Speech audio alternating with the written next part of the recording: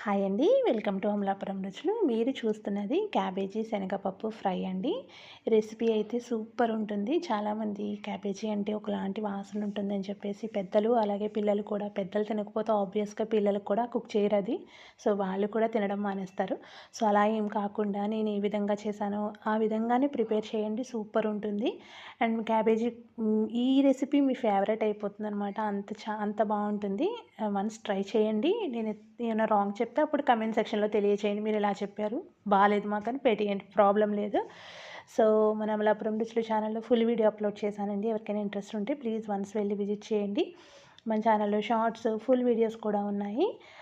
So, మన channel ఎవరైనా first time చూస్తున్నట్లయితే please subscribe my channel Amalapuram రుచులు. మళ్ళీ మంచి వీడియోతో మీ ముందుంటుంది మీ అమలాపురం రుచులు. Please like, share and subscribe. Thank you for watching.